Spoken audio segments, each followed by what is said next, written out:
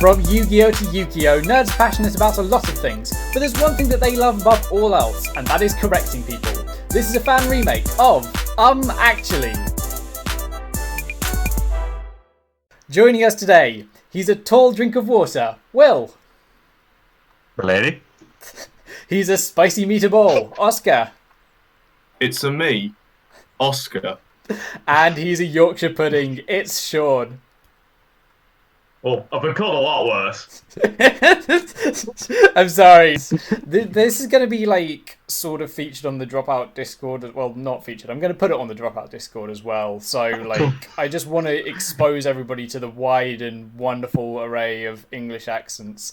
It's great watching Americans try and watch British TV shows and go like, I don't understand. Oh yeah, I forgot I'm Northern. It's easy to forget. You know, I was just walking down the street and I was like, wait a minute, I'm from Yorkshire. Well, the three of you have all been unfortunate guinea pigs of mine for a while now, so you all know how the game works, but I will recap it anyway for the viewers at home. The game is simple. In front of me, I have a stack of incorrect statements about the nerdy, geeky media that you or some other nerds out there know and love. All you have to do is buzz in and correct them. There are two rules. You can buzz in and interrupt me whenever you like. Yes, Sean. I mean, actually, I don't have a correction. I just wanted to prove you right there. This is going to be a long ep, I can tell already. And you must proceed all your corrections with an obnoxiously nerdy, actually. For instance, if I was to say that the main six in My Little Pony Friendship is Magic were Twilight Sparkle, Rainbow Dash, Applejack, Fluttershy, Rarity, and the Demon Lord Asmodeus, he who is crowned in blood, he who consumes reality and leaves naught but the viscera of innocence, slaughtered at his feet, rise up and devour your followers, O Asmodeus, weeping tears of enraptured joy at the chance to be drained of life and reduced to bloody smears upon your altar of hate, hate, fiery hate! You would buzz in and say, actually, her name is Pinkie Pie. I thought it was Twilight Sparkle was the wrong one, so hey. You went on for that for so long, I'd completely forgotten which one was missing from that list. This first question is going to be about Back to the Future. Dr. Emmett Brown's time machine is made from a converted DeLorean DMC-12 sports car. As well as having the capability to travel through time when it hits 88 miles per hour thanks to its flux capacitator, Doc paid for hover conversion, standard in the year 2015, with the money that he got from selling a fake nuclear weapon to Libyan terrorists. While in 2015, he also replaced the DeLorean's original plutonium power source with a trash-powered Mr. Fusion reactor to generate the required 1.21 gigawatts to travel through the space-time continuum. Will, you buzzed in. Oh god. Excellent start. No, actually it wasn't a fake nuclear weapon. That sounded ridiculous. But then everything else sounded ridiculous. I will say you're kind of dancing around the area of the thing that's wrong. Excellent. He did sell a fake nuclear weapon to Libyan terrorists, but it's something in there that's specifically wrong. Sean? Actually, he did not sell a fake nuclear weapon to Libyan terrorists in 2015 for hover conversion. He sold it to them in 1985 for plutonium to power the car. Again, you're kind of dancing around the thing that's wrong. I think that's the syntax of the question. I don't think the implication was that he sold... I'm going to say that maybe is close enough to give you the point, but I want to see what Oscar has to say as well, because he buzzed in. Right. I haven't seen Back to the Future, so I was going to say it's a real nuclear weapon. So I If I've got this right, he used plutonium as the power source originally. He claimed he was getting plutonium to power this this nuclear weapon, and then he just sold them a fake nuclear weapon anyway. But weirdly, none of that's the thing that's specifically wrong here. Oh? I am going to probably split the point between Sean and Will, because I don't think what you said was inaccurate, but it wasn't what we were going for. I said that the money that he got from that sale was used to buy hover conversion. Actually, hover conversion was paid for by him travelling back to 1938, buying a copy of Action Comics 1, and then selling it in the year 2015 for millions. I did not know that. That is an interesting fact that my dad will surely be amazed to hear. I think it was in Back to the Future 2 that we kind of start with this. Yeah, it must have been. Yeah, I've only seen the first one. Here's a question about Studio Ghibli.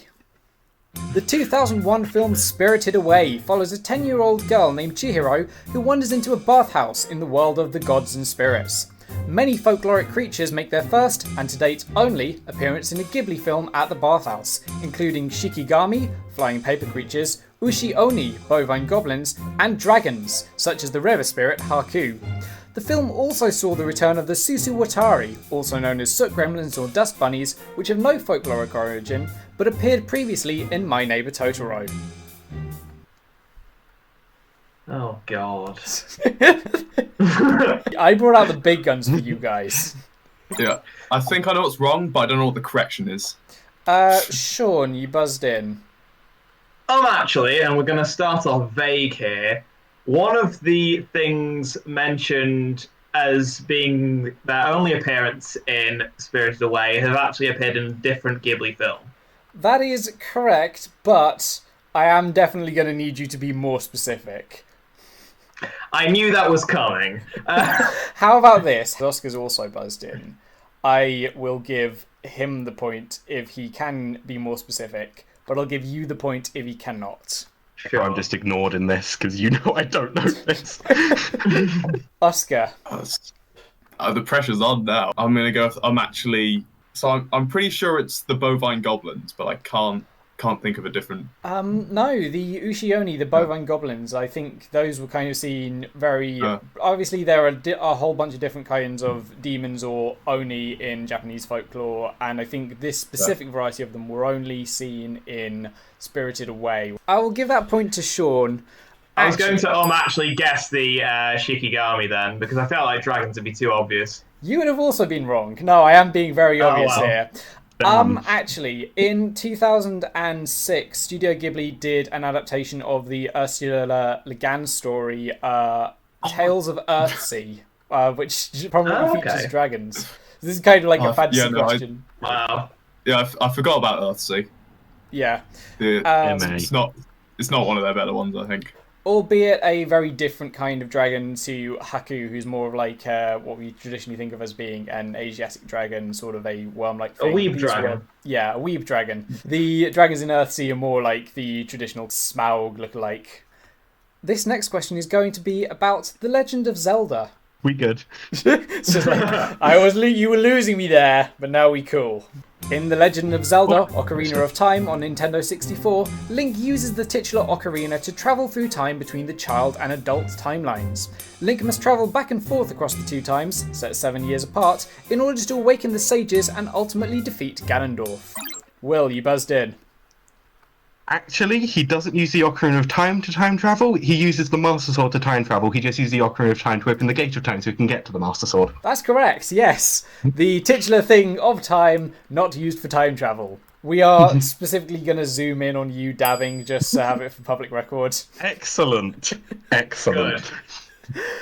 This next question is about community.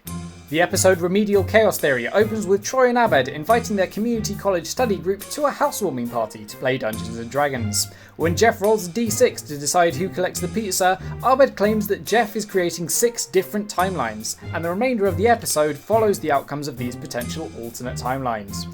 The episode's end tag follows the aftermath of the darkest timeline, where Troy collects the pizzas. Shirley is an alcoholic, Pierce is dead, Annie was sent to a mental health ward, Jeff lost an arm, Troy lost his larynx, and Britta puts a blue streak in her hair. Will, again. Actually, there are 7 timelines in the episode, the one where they stop the dice from being rolled. Ooh. I don't think that's what we were going for, but I might give you the point for that as well. I've seen the other thing. I've seen what Atch is. Do you want to have a crack at what the actual thing is? You'll get the point either way. Oh, actually, they don't play Dungeons and Dragons. They just have a lovely meal. That's close Lovely. enough that I'm going to give you the points. They were playing Yahtzee, not Dungeons and Dragons. Oh, they were. They played Dungeons and Dragons in a different Yes. episode, but I will also accept that there were 7 timelines, including the one where they don't roll the dice. So, yes, that's going to be Will's point. This brings us on to our first shiny question. Shiny questions, just like shiny Pokemon, are worth the same number of points, but they're just a little bit different and a little bit rarer. This is a game we call Order Up! Science fiction gives us a window into the future, but sometimes their predictions are a little optimistic, shall we say. I'm going to show you 6 iconic works of science fiction. I want you to arrange them in chronological order according to the year that they take place in. We're only interested in the works depicted. We're not interested in sequels, prequels, adaptations, spin-offs, anything like that. We just want the specific works that are featured there. Okay, here are your 6 works of sci-fi. Order up. Oh, God. I'm pretty sure Fahrenheit takes place in the year 451, so that's first. Using the name. Yeah, it's hard to judge because, like, some people just gauge how advanced we become a lot sooner. This is precisely why, like, I had a question this shitty. Okay, Will, locking in. Yes. Very picture of confidence. Oscar is next. Almost done. Well, Will, you buzzed in first, so we'll start with you. What order have you got these in? I've seen none of these.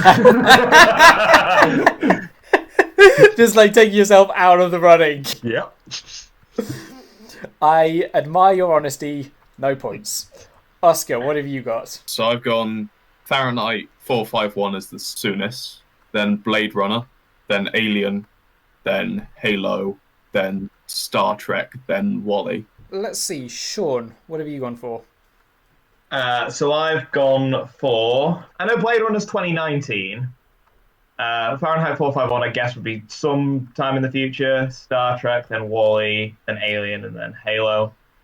Okay, Oscar, I think you've only got... if you swap around 2 of these, then your order would be perfect. So that is going to be your point. We'll have a look at all of these together. So what we had... Fahrenheit 451 takes place in the far-off dystopian year of 1999. Blade Runner in the distant future of 2019. Alien takes place in the year 2122. Star Trek is a 5-year mission, but it's taking place sometime around the 2260s. Halo takes place in the year 2552, and WALL-E was the most distant, 2805. From what we can establish here, though, from like this ordering, it seems like the more modern creations are later on. So it's like people sort of got an idea of actually how to gauge how long it takes to advance. I think the world just got kind of more pessimistic, like from the 90s onwards. It was just like, can you imagine in the distant year of 2010, why we will be flying around on hoverboards? We will be, and then like now it's just like maybe if we don't die of nuclear war over the next 2 centuries, we might potentially, possibly, go back to the moon again. Well, WALL-E, I think. They get off Earth like quite soon into our future, but it like stagnates because they're just like flying around space a while, waiting for the one robot to clean up Earth. This is just like me procrastinating, just being like, yeah, I'll get it done eventually. Eventually, I'll clean my room, but just like just let the Roomba take care of it. This next question is going to be about the Marvel Cinematic Universe. Oh no. That's an oh-no for me as well. Excellent. The climactic battle against Thanos in Avengers Endgame gave us a scene that was either an empowering feminist statement or cheap virtue signalling, depending on who you ask, as Captain Marvel takes the Infinity Gauntlet from Peter Parker and flies through the Chitauri Horde. Luckily, she's got help from a whole slew of iconic female Marvel characters, including Scarlet Witch, Valkyrie, Okoye, Pepper Potts, Mantis, Black Widow, Shuri, Wasp, Gamora, and Nebula. Will. Actually, spoiler alert, Black Widow was dead by that point. She was not part of the fight. That's correct, yes. Yeah. I feel like the spoilers have kind of like... The expiry date has passed. Within a week of this movie coming out, I realised I wasn't going to watch it. And realised a lot of people were just going to like want to say the spoilers anyway, so I just read the plot on Wikipedia, and that just seemed to anger a lot of people. Here's my problem with the MCU sort of as like a concept. This was such a kind of like final end point that it feels weird that they're still sort of carrying on. It's like you had this big climactic battle, a bunch of characters reach the end of their natural character arcs, and it's sort of... It's kind of like how they released Or there's like they released that X-Men movie after Logan, and it's like there's not a point anymore. It's just why. The film so far has been really good, so if they're still doing good films, then I guess why I'm not not? going to complain, but also Yes. They're making money, fair play. Making money and giving us good films. There's no real problem, I guess. Maybe it's just like me of wanting everything to be like, no, this is so narratively satisfying. This next question is going to be about Warhammer 40k. Oh, good. The ones I love most are the ones where two people perk up and somebody just goes, oh, fuck this. Orks in Warhammer 40k are savage green-skinned aliens, hell-bent on eternal, massive military campaigns known as WAAAGH! Divided into clans such as the Bad Moons, Blood Axes, Death Skulls, Evil Suns, Goths, and Snakebites, they rely on the kidnapping and enslavement of technologically advanced races such as the robotic Necrons or the Imperium of Man's Tech Priests to maintain their crude and ineffective technology. Sean, buzzed in first. Actually, they don't rely on any sort of more technologically advanced races to improve their technology. Orcs basically make something and they have a psychic energy which allows them to believe that it'll physically work, and by magic, it fucking does.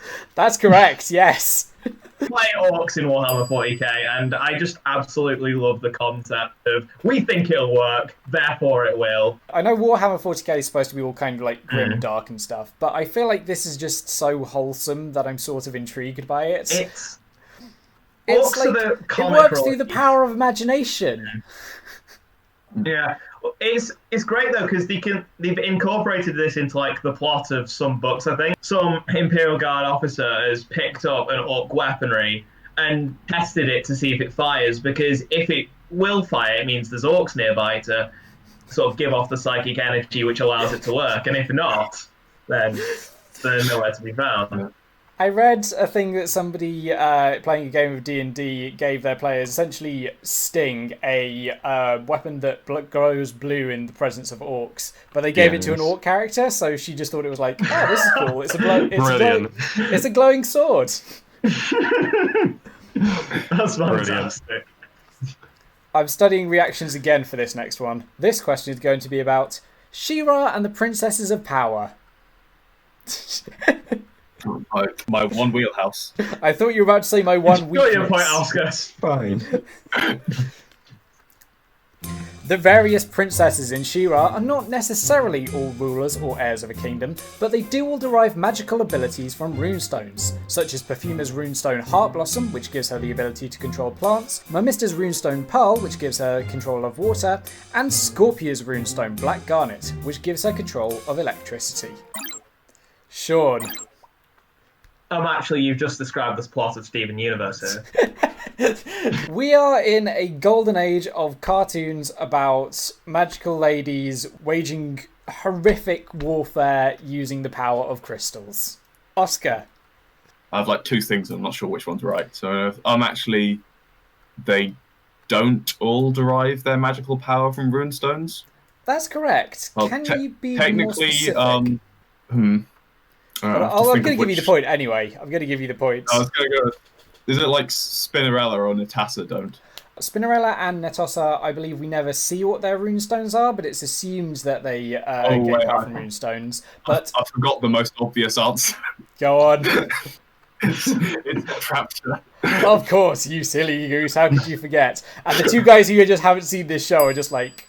Not a clue. Entraptor doesn't have any magical powers. She's just really, really good at tech, and she's a princess by virtue of being the monarch of Drill. The Drill Twitter account, it's in the show. It's very weird. I'm sorry. Okay, I've got to watch this now.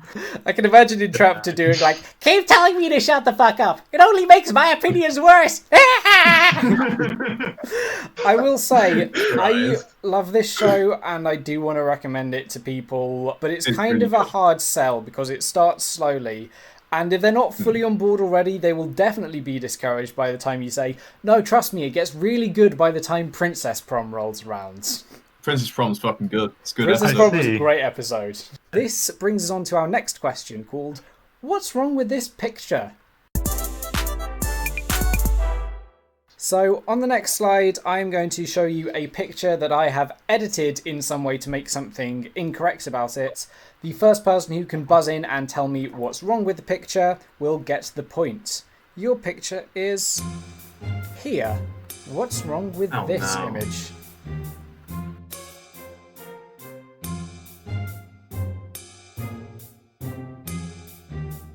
Oscar. Actually, the top right picture is wrong. The dude on the motorbike? Yeah. That is not what we're going for. It's going to turn out you're like fucked with one of the letters in Grand Theft Auto. Yeah. Maybe I have. I played this game. I've never seen the box art properly. Sure. Actually, the bloke at the top middle is not meant to be there. That's correct, yes. That Is he is from, like, San Andreas or something? that is Nico Bellic from GTA 4. This is GTA 5. The cover should look like this. I would have said that one was a fake one if you put them next to each other. It kind of like the thing is like the box art all sort of merges into one. There was one, I think, San Andreas, which just had like a stripper in a leopard print bikini or something, and then every time I look at the box art, I'm just like, where's the titties? Where's the boobs? Where's the boobs? I just can't wait for all the GTA fans to just be hating in the comments. I think we're probably going to get more flack from women from going, where is the boobs, if in all honesty. I had no input in that conversation for legal reasons. Harry Potter has suffered many injuries during his years at Hogwarts. Harry has been attacked by Quirrell, has had his arm bones removed by Lockhart, fallen off his broom due to Dementors, had his skull cracked by a bludger, and was attacked by an acromantula during the Triwizard Tournament. Well, Actually, he didn't have his skull cracked by a bludger. I believe in the books he did. That's not what we're going for here. Oscar. I was going to say the same thing. Sean. Yeah, see, like, I was a bit thrown off by that, but my actual guess is, actually, he was not attacked by an acromantula in the Triwizard Tournament. He's been attacked by many things in the Triwizard Tournament, but not that. I believe in the books he was attacked by an acromantula. Oh, it was in the maze. Yeah, it was probably in the maze where there's like a... For the end, giant spider attacked him in Cedric. And that spider's name? Albert Voldemort Einstein. I will say that I hadn't finished reading the question. Oh. Please continue with the question. Yes, please do. This may or may not help. Maybe the wrong thing's already been said. However, the only lasting scar he sustained is his lightning bolt scar on his forehead, caused by Voldemort's failed killing curse when he was a baby. Will. Actually, he has the scars on the back of his hands from his attentions with Umbridge. That is correct, yes. Do you know what the scar says? I must not tell lies. I mustn't tell lies. And he uses that as a clever quip, right, when Umbridge gets pulled off, and then uses it again back in the Ministry. It's just like, you said this one. If you think of a bird that's just like so sick that you just have to use it again, it's just like, I know I'm repeating myself, but These fuckers didn't hear me the first time. Oh, I'm sorry. I thought you forgot who I was. I'm Harry Mother Effing Potter, the boy who lived. That guy's gonna have like a rough adulthood. It's the same kind of thing with all child prodigies. Like, if you peak at age 8, nothing good lies in your future. I mean, Kay required all of her characters to have a happy ending. He did, but he wouldn't have. This is where I insert the fake tweet of J.K. Rowling tweeting out about Harry Potter's erectile dysfunction. Is he? This next question is going to be about Sid Meier's civilization. Hello.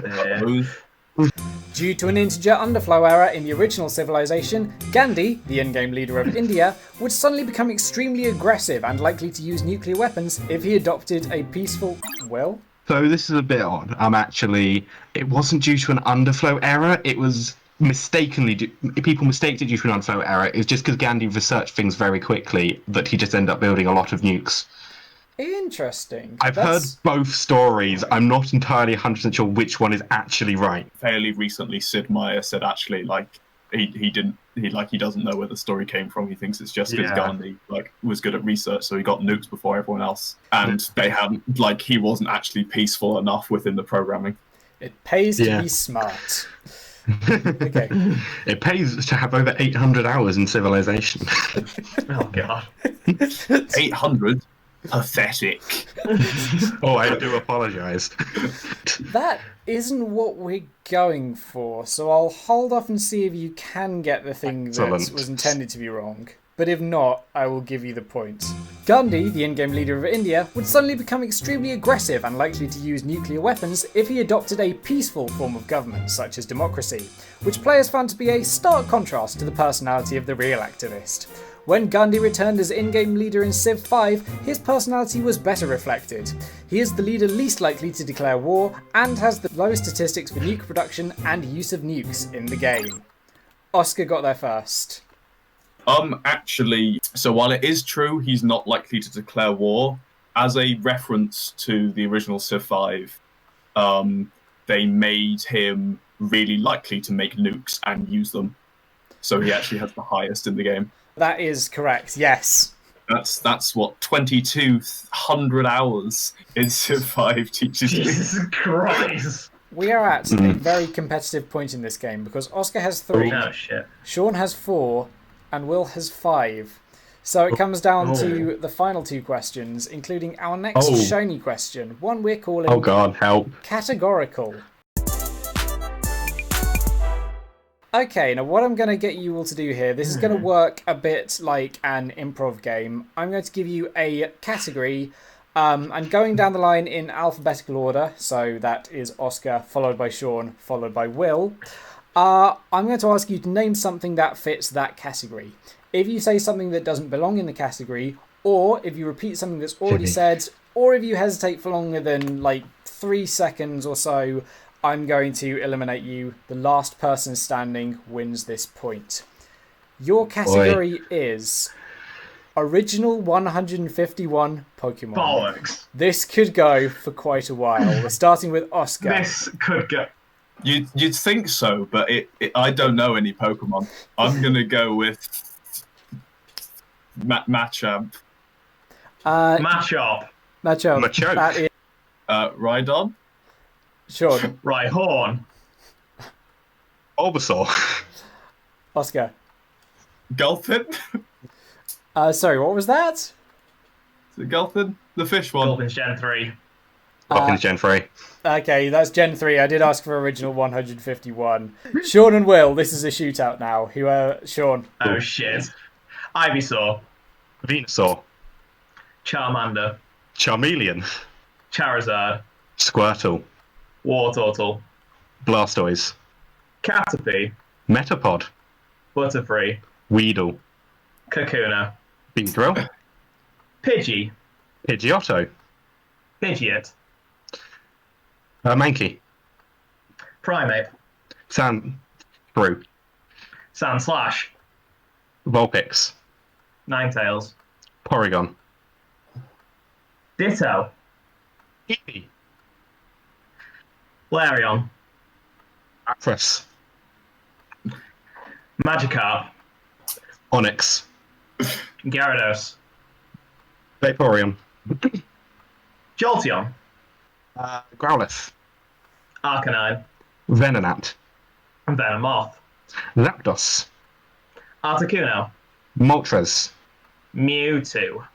Mew. Aerodactyl. Omanyte. Omastar. Kabuto. Kabutops. Dratini. Dragonair. Dragonite. Pikachu. Raichu. Jigglypuff. Wigglytuff. Clefairy. Clefable. Poliwag. Poliwell. Poliwrath. Oddish. Gloom. That was close. Bioplume. Abra. Kadabra. Alakazam. Bellsprout. Weeping Bell. Victory Bell. Ghastly. Haunter. Gengar. Geodude. Graveler. Grappler, whatever. Close enough. I go then. Magnemite. Oh, sorry. We're gonna like run out of the 150. We are. Tongue. Tangler. Kangaskhan. Taurus. Voltorb. Electrode. Execute. Farfetched. Executor. I think that was too long. Jeez. That is going to be Sean's points, but holy... I can figure out how many we actually got through. I went through like the 5 stages of grief as I just regretted giving this like question, especially because like at some point it got faster than I could keep up. Like I am gonna commit a cardinal sin here and admit that I didn't grow up with Pokemon, so I'm just like, I can't even check if these are real fast enough. But I think you got through a whole bunch of them. Zero Farfetched. We missed Venomoth. We missed Psyduck. I think you missed a lot of the Nidorina.